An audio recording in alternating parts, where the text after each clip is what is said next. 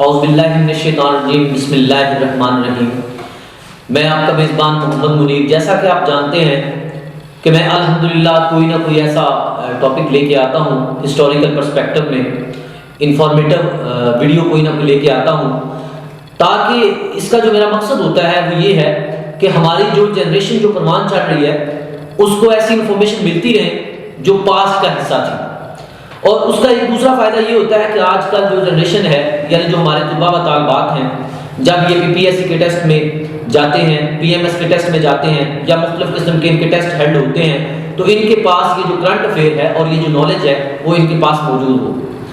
تو جیسا کہ آپ جانتے ہیں کہ میں کسی نہ کسی شہر کی ہسٹری لے کر آتا ہوں، تو آج میں ایک ایسے شہر کی ہسٹری لے کے آیا ہوں جس کی تاریخ ہزاروں سال پرانی ہے، یعنی یہ بہت پرانا تاریخی شہر ہے۔ میں اگر بات کروں تو یہ وہ شہر ہے جس کی تاریخ حضرت نوح علیہ السلام کے زمانے سے ملتی ہے، اور اس شہر کا جو نام ہے، اس شہر کی جو بنیاد ہے وہ حضرت نوح علیہ السلام کے زمانے میں ڈالی گئی۔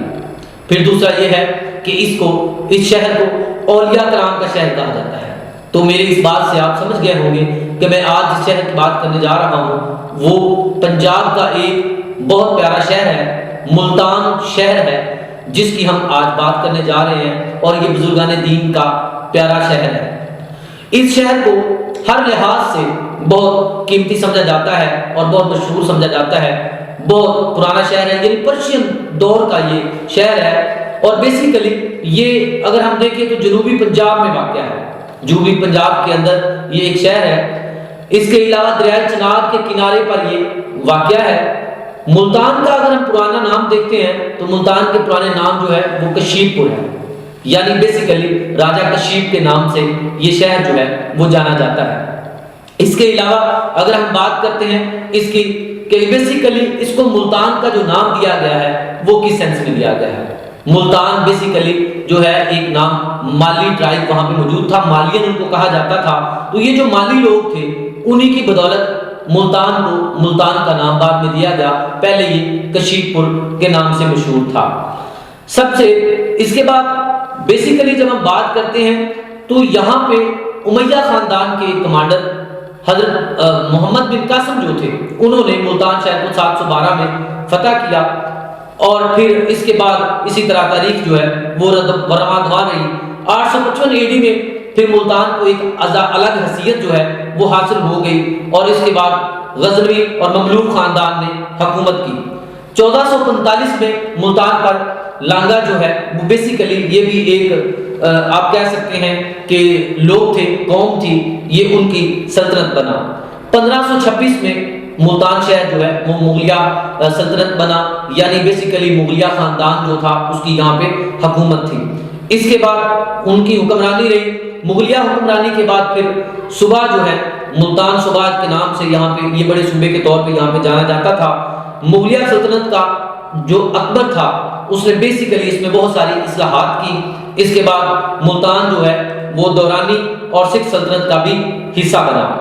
1848 میں ملتان کو برٹش امپائر کے بعد یہ پاکستان کا حصہ بنا۔ اسی طرح سے اگر ہم اس کی تاریخ پہ بات کرتے ہیں تو ہمارے پاس اور بھی بہت سے پہلو ہیں ملتان کے حوالے سے۔ وہ یہ ہے کہ 11ویں اور 12ویں صدی میں یہ صوفیہ کرام کا یہاں پہ بہت سارے جو صوفیہ کرام ہیں ان کا یہاں پہ آنا ہوا، اور ان صوفیہ کرام نے یہاں پہ آ کے اپنے ڈیرے لگائے۔ تو ان صوفیہ کرام میں ہمارے پاس بہت سارے اولیاء کرام جو ہیں ان کے نام قابل ذکر ہیں، مشہور ہیں۔ بیسیکلی یہاں پہ سب سے اگر پہلا میں فگر بات کروں تو بہاؤالدین ذکریہ ہیں ملتانی، جن کا نام بڑا مشہور ہے۔ اور اس کے بعد ہمارے ایک اور اولیاء کرام شاہ رکن عالم ہیں، ان کا بھی جو دربار ہے، جو مقبرہ ہے، وہ بھی ملتان میں موجود ہے۔ اسی طرح سے شمس الدین جو ہمارے پاس سبز غاری ملتانی ہیں، ان کا بھی وہاں پہ مقبرہ موجود ہے۔ اس کے علاوہ ملتان کو ایک اور مقام حاصل ہے، یہاں پہ شاہ گردیز بھی، اور پھر محمد جمال ملتانی بھی، اور بی بی پاک دامن، اور اسی طرح شاہ علی اکبر وغیرہ اور بھی مختلف وہاں پہ مزارات موجود ہیں، اور صوفیہ کرام اور اولیاء کرام کے جو مقبرے ہیں وہاں پہ موجود ہیں۔ تو جیسا کہ آپ کو یہاں پہ پتہ چلا کہ یہ ایک اولیاء کرام کا شہر تھا۔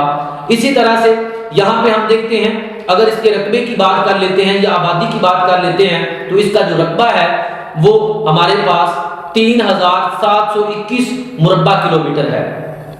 اس کے نزدیک ترین جو شہر ہیں ملتان کے وہ ڈیرہ غازی خان ہے اور بہاولپور ہے۔ اور اگر ہم ملتان کی آبادی کی بات کریں تو ملتان کی آبادی جو ہے وہ 3,75,000 ہے۔ ملتان کو ایک اور لحاظ سے بھی اگر دیکھیں تو یہاں پہ مشہور جو کرکٹ اسٹیڈیم ہے، جو ہمارے پاس انٹرنیشنل کرکٹ اسٹیڈیم ہے، وہ بھی ملتان میں موجود ہے، ارباب نیاز کرکٹ اسٹیڈیم کے نام سے۔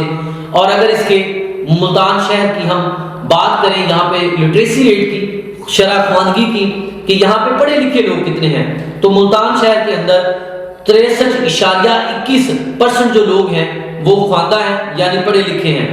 اور یہاں اصل جو ملتان کی شہرت ہے، جیسا کہ میں نے آپ کو پہلے بھی بتایا، یہاں پہ مزار اور مسجدوں کی وجہ سے یہ مشہور ہے۔ اگر ہم اس کی زبان کی بات کریں تو ملتان میں جو بولی جانے والی سب سے زیادہ زبان ہے وہ سرائکی ہے۔ اور اگر ہم یہاں پہ، جیسا کہ آپ سب لوگ جانتے ہیں، یہاں کی جو مشہور سوغات ہے وہ سون حلوہ ہے، اور حافظ والوں کا یہ سون حلوہ بڑا یہاں پہ مشہور ہے۔ اس کے علاوہ یہاں پہ اور بھی کچھ کھانے مشہور ہیں، جس میں ہمارے پاس پھیکا کھویا، مال پورے، دوسا یہاں کی مشہور سوغاتیں ہیں۔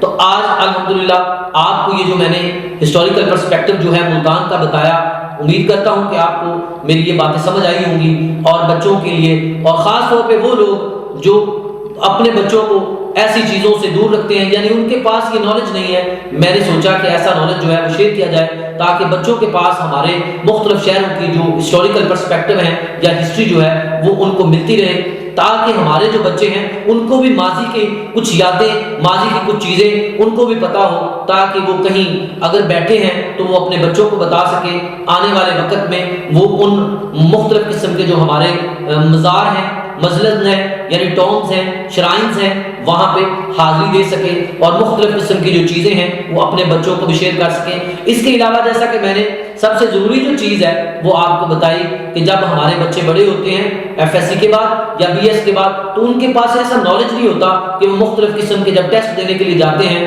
تو وہ اس ٹیسٹ کے اندر اچھا پرفارم کر سکیں۔ تو امید کرتا ہوں کہ میری یہ ویڈیو آپ کو پسند آئی ہوگی۔ تو اسی طرح کی مختلف انفارمیٹو اور جنرل نالج والی ویڈیوز کو دیکھنے کے لیے میرے چینل کو لائک کریں، سبسکرائب کریں، تاکہ میری آنے والی جتنی بھی ویڈیوز ہیں وہ آپ کو ملتی رہیں۔ شکریہ، اللہ حافظ۔